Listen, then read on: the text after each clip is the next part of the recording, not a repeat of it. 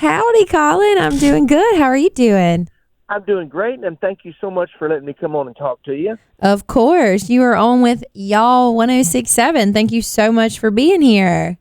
Oh man, I love it, and I'm just so thankful you wanted to talk to me. Heck yeah, you've got a lot going on. Well, I actually saw you were at the Daryl Singletary tribute that we did back in February. Didn't you Wasn't hop that on great? stage? Yeah, that was a Yeah, great that was so night. wonderful. I mean, again, I wasn't intending on performing because there was such a list of there were so many artists that were going to be there that night that they yelled for me to get up, and of course I was thrilled and happy to do it. And I just thought that was just a wonderful event. I'm glad that that's something that needs to keep on going. Oh, yeah, we're already looking forward to next year. But I want to talk about your show that is coming up, the Roots and Boot Show at the Ryman on July 31st. I mean, it's three of the voices that define 90s country music, including you, Collin Raye, Sammy Kershaw, and Aaron Tippin. So how did this show come about? What happened?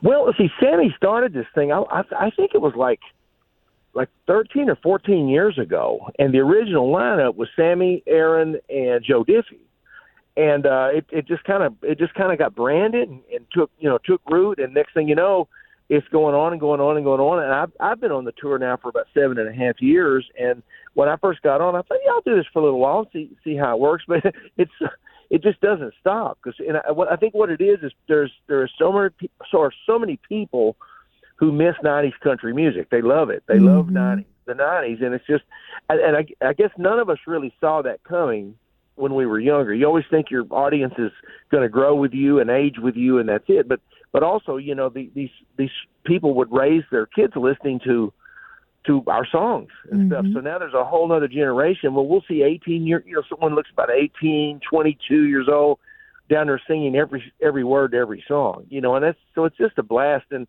we have so much fun, and I think people enjoy the camaraderie that we have on stage and just the way we just messing with each other, and it's a good, fun show. And and to get to play at the Ryman and do it at the Ryman, that's unbelievable. The Mother Because anytime- Church. Yeah, exactly. Anytime you get to play the Ryman, I used to do it, regularly, but it's been a long time since I've been on stage at the Ryman, and I think same for Sammy and Aaron. And so to say we're really jacked about this is an understatement. We're looking forward to this.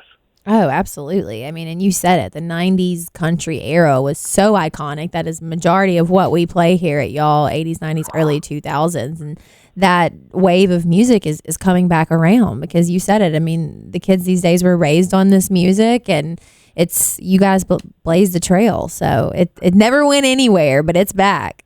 Oh, I know, and I love it. Thank you for that. And the thing is I don't know why I didn't see this coming, because if you look at the way music, goes around, is you remember when classic rock came back big and heavy, to where all of a sudden bands like Grand Funk and Foghat, and they're all of a sudden people want to hear that music again. I think it's because if you were a fan of something when you were young, and then you live a while, and then you start missing those days. You start missing the way you felt, the way the music made you feel. And then and I think that happened in classic rock. And because the 90s were so big, I mean, country music in the 90s was the biggest music format in the world. We were doing the numbers to prove it. I mean, like the CMA viewership, the ACM viewership, things like that were greater than the Grammys.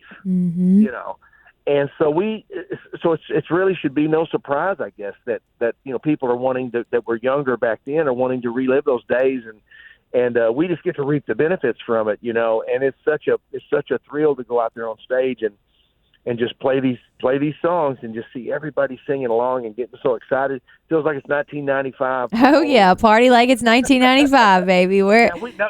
Now we don't look like we did in 1995, but hopefully we still sound the same, Oh, we're so excited. Now, did you tour with Sammy and Aaron in the 90s, or were you friends back then? Oh yeah, I've known them guys. In fact, Sammy and I were on the New Faces show at the radio seminar at CRS the very first year, and it was Brooks and Dunn was on that bill. I think Little Texas. I think Tracy Lawrence, Sammy and I. So I met him then, So we've known each other forever. And then I met Aaron Tippin for the first time. Do you remember that show that it was on network? I think it was a CBS show called Hot Country Nights. Yeah, They yeah. taped out in Los Angeles. Well, I was on that, and Reba hosted the episode that we were on, but I met Aaron out there. He and I were both guests with Ricky Van Shelton on that show, and I'll never forget that. So yeah, I've known these guys a really, Huge. really long Yeah. time. Very cool. Well, I want to talk about your new album, Scars. I mean, you wrote nearly every song on the 14-track album, right? Yes, I did, and the only ones I didn't write were songs that my big brother Scotty wrote. And it was such I'm so glad that Audium asked me to do that project, because that's what they wanted. They wanted all original stuff, and wanted me to take some liberties with my writing, write the way I wanted to write and stuff, and so that's what we did. But it was the last chance. I knew it was going to be the last chance for my brother and I to collaborate together, because he was getting ill, and he actually was Miranda Lambert's guitar player ever since she started. Oh, wow. He was Miranda's original band when she started in Lindale, Texas. I met her when she was like, 16 or about 17, I think. And the original band was just Miranda and Scotty, And so he was with her the whole time, and then he took ill, and I just had a feeling he wasn't going to be around a whole lot longer. And so we got to work on that album together, write some songs together. He sang on the record. He played guitar on the record. And so I'm really proud of it for that reason. And I probably do 3 typically. Now, the Roots and Boots I won't. But on one of my shows, I typically do 3 or 4 of the songs from that. It's kind of a tribute to him, because I miss him. And he's the only sibling I ever had. It was just he and I growing up. And, he taught me how to play guitar, taught me how to sing harmony. And so I miss him, Yeah. So, but that's life, it's going to happen to all of us at one time or another.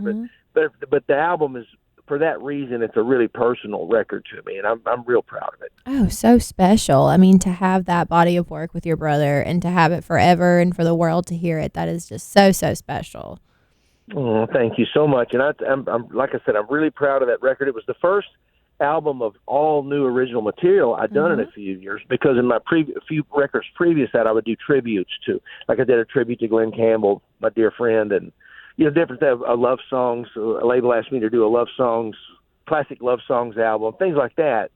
And I did a praise and worship album during that time and stuff. So I did a lot of like specialty projects like that. But Scars was the first album I'd done in quite a while that was all brand new songs. So it was a lot of fun. So did you come from a musical family? Did your parents do music with you and your brother both being so talented? Oh yeah, it's funny because when somebody, like, if around the house, if something goes wrong and you need a guy, the handyman kind of guy to step in there, I'm not that guy. I really do. I'm a one-trick pony. I do one thing, and it's music. That's what you do it well. Yeah. Well, thank you. I sure hope so. But it served me well. But yeah, that comes naturally, because my mom was a nightclub country. She was a country singer all during my growing up years, and my dad was a bass player. My brother, as I mentioned, Scotty, he started playing guitar, and I mean like lead guitar, when he was like 6 years old.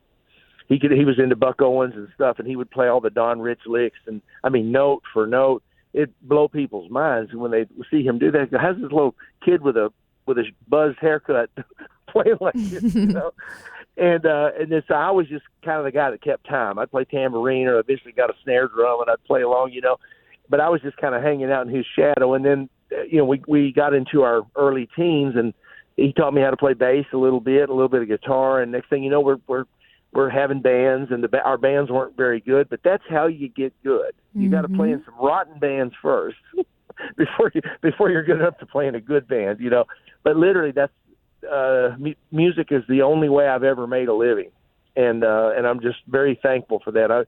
I feel like God put me here to do that. Oh, absolutely. You were born for this. So that is very cool. I want to talk about your other music as well. I mean, you have more than 30 singles on the chart, including number 1 hits is Love Me, In This Life, My Kind of Girl, I Can Still Feel You, Little Red Rodeo, That's My Story, I Think About You, One Boy, One Girl. I mean, I could go on and on and on. There's so many. So when you look back on the songs that you've released in the past, is there one that, kind of holds the most weight to you or anything like that?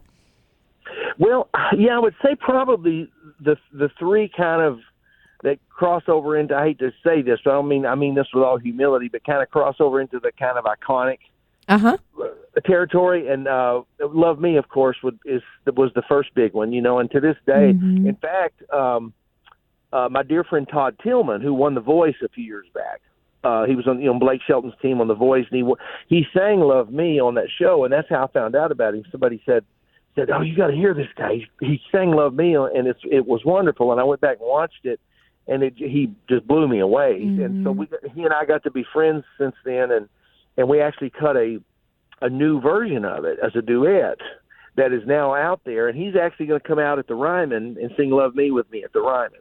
Oh, that's amazing. I'm really looking forward to that. So that song is just so a part of the culture. That would have to be up there. Little Rock is another one, and again, because of the impact Little Rock made at the time, and the fact that it's now the 30th anniversary of Little Rock. Wow, it's hard for me to believe that. I know. How do you feel saying that? I have mixed emotions, but I'm so proud of that, and that song is really, really stood the test of time and still has such an impact on people that have gone through some sort of addiction or alcoholism or something, or had that in their family. And then the other one, which is a departure, the third one I'd say is That's My Story, because it's a fun, just a tongue-in-cheek kind of funny song. But I'm so thankful that Leroy Parnell pitched that song to me, because he wrote that. Really? He and Tony Hazelton wrote it, and I heard when I learned it was off of Leroy's demo, and I'm a huge Leroy Parnell fan. So when I heard he did it more kind of bluesy, of course, and soulful, and I thought, he's really wanting me to cut this. Why doesn't he release this? He said, no, he wants you to. He wants you to, and so we did, and had just a fun video we made out of it. It was that song kind of kicked me up a notch. Because and to this day, I still see when I'm watching television or watching game shows or anything, even in certain sitcoms, I've heard that reference for somebody. Well, that's my story, and I'm sticking to it. You put that saying on the map. So that makes me really proud, But I'm thankful for each and every one of the hits, and so like I said, we always play the ones that I know that folks they want to hear the most. That they'll But sometimes we, like I said, in the Roots and Boots show, because there's three of us and there's only so much time, we play less of our hits than we normally would on a just a solo show. But we get all the big ones in there, and then we get to do some extra fun stuff together and be on stage together and singing with each other, and so it's just a fun show. But we make sure we get the main ones in there. Yeah, absolutely. Well, one of my new favorites actually was one of your album cuts that you probably wouldn't expect. I believe it was from the All I Can Be album called It Could Have Been So Good. Or it's not that it was so bad, but it could have been so good. And my dad actually put me on that song. I mean, I grew up on 90s country, but told him I was interviewing you today. And he said, oh, my God, you have to go listen to this Collin Raye song. He said my dad used to work in the business. He booked you on a show a long time ago and heard you play that song live and just said that it captivated him. And it did the same for me. I mean, I listened to it. It was beautiful. Was that never a single for you, or? No, Sony didn't want to do it. And I remember, because that's the one because we started the album out with my first single was All I Can Be Is a Sweet Memory. And then Vince Gill, bless his heart, sang harmony with me on that. So I had a pretty good start with Vince singing with me, And then the second song was Love Me. And it was a huge hit and everything. And then we followed that up. We wanted something up tempo, so we did Every Second. And that went to number 2 on the across the board. The only thing that blocked it was Achy Breaky Heart. And Achy Breaky Heart sat at number 1 for like weeks, Never heard of it. And so, but then the next single was going to be It Could Have Been So Good. But we had already cut some tracks for the second album, and I think record labels they were in a hurry to get that next piece of product out because they didn't know how long I was going to stay hot, And so we jumped from that straight to the song In This Life, which went to be a number 1 song and the title song of the next album. But that broke my heart at the time because It Could Have Been So Good reminded me of the Lee Greenwood song, It Turns Me Inside Out. Yep. And I wanted a song like that so bad because I remember the first time I heard Lee, that was his first single back in the 80s. And when the first time I heard Lee Greenwood's voice, it was singing It Turns Me Inside Out. And I thought, oh, my gosh, I'd love to have a ballad that strong that says something like that. And then we got one, and it could have been so good, but it never got to go to radio. And that was definitely regretful. But I mean, I feel like sometimes those are the most powerful songs are the album cuts. You know, I was actually this morning, I believe. Yeah, I interviewed T. Graham Brown. It was this morning, and we were talking about his song "Wine into Water," and he was saying that's one of his biggest songs. And on the charts, it wouldn't say so, but the fact that it's changed so many people's lives. So, yeah. I mean, those are sometimes the most powerful ones. So I love that song. I just wanted to commend you on that. Oh, thank you. You know what I'm going to do? I'm going to start playing that again. Please that's do. Just inspired me because I love that song. And again, if I ever get a chance, I might do a re-release on that because I just think it's one of the most beautiful, sad. I like sad songs. Let's face it, it's country music. We're supposed to like sad songs, know. And I don't know that song. I think most people can relate to that at some point in their life. And you know what? You got me inspired. I'm going to relearn it and start doing it. Well, good. It inspired me. It's one of the when you hear a song, you're like, oh man, I want to go home and play that on my guitar. So that might be a song that I pick around too. So very beautiful. And I'm coming to the Roots and Boots show. So if you play it, I will be very excited. Well, okay. I may not have it ready by then. Yeah. Because the band, let me work on that though.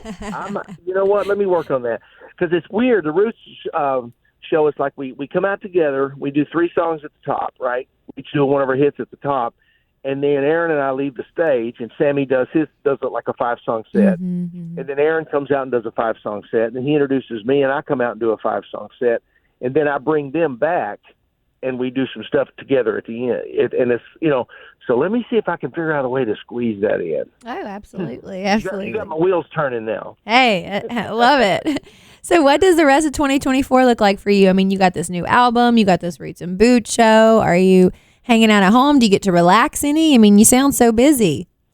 No, we are busy, but but definitely get some time at home. I love to work every weekend. If I had in a perfect world, I like to work on the weekends, come back home during the week, but then invariably, once it gets into summertime, you get a lot of stuff in the middle of the week as well, so you have longer runs. And as hot as it's been this summer, temperature-wise, it's kind of nice to get to stay home. Anytime I get to stay home in the AC, I'm all about it. But no, we stay busy. We're going to be touring right up till the end, all the way into December, and then we'll take a couple of weeks off for Christmas and start ramping back up in January. And I just feel so I feel so thankful that we're still getting to do this after. I mean, it's like I said, it's what's it 91, so 33 years. Wow. 33 years I've been getting to do this, and after Love Me, and so I pinch myself sometimes to realize that not a lot has changed since then, and a few things, but not a lot. And so it's more of I feel more gratitude for getting to do this now than I ever did before. I was always grateful, but when you get to be my age now, you get really grateful. That people still want you to come out and tour and hear this music, but also the fact that I physically still can.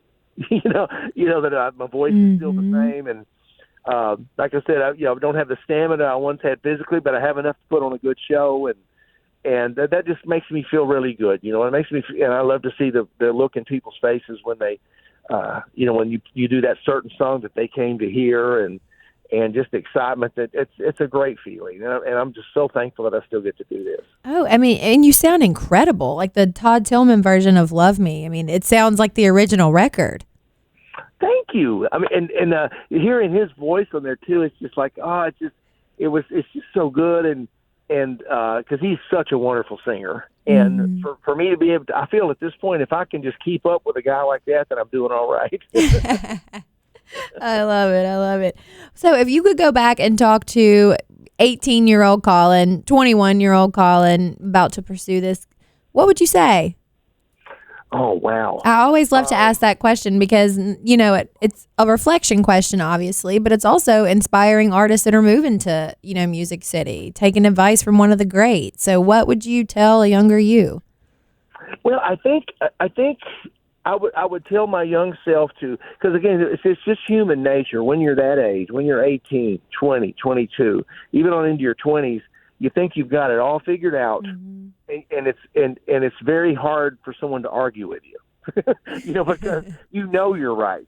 That's just what humans do. We know we're right, and then you get older and you realize you weren't right, and there's always those certain little things you'd have done differently. And so my advice to a youngster starting out trying to do this is, like, if you find some people around you that you trust that have the experience, that have been in this business a while, listen to them. And definitely have your own opinion, but be flexible and be willing to bend and listen to people that you respect and admire, whether it's a producer, whether it's a manager, whether it's someone at the label, at the record label, But I feel like for the most part we made good decisions. But there were some I know I would have fared a lot better if I had not made that decision and went another way, And so flexibility is what I would preach to a youngster that's trying to do this, that's trying to get started. Just listen. Great gray hair. People have gray hair for a reason. They develop wisdom. You better develop some wisdom as you go along, or something's wrong, Yeah. And so when someone's trying to say, no, don't do that, I need you to do this, you need to do this, just more often than not, agree with them. That's great. Well, thank you so much for hanging out with us at Y'all 106.7. We're so excited for this Roots and Boots show. Could I please get a liner from you? Like, this is Collin Raye. Thank you for listening to Y'all 106.7, or whatever you want to say. Okay, you bet. Tell me when you're ready. Action. Hello, everybody. This is Collin Raye, and you are listening to Y'all 106.7. There you go. That's not your first little Red Rodeo, is it? Oh, well, I'm looking forward to meeting you at the Ryman. Absolutely, Collin. Thank you so much. And it's been a pleasure talking to you. I hope you have a great day. Oh, you too. We'll see you in a couple of weeks. Yeah, we'll see you soon.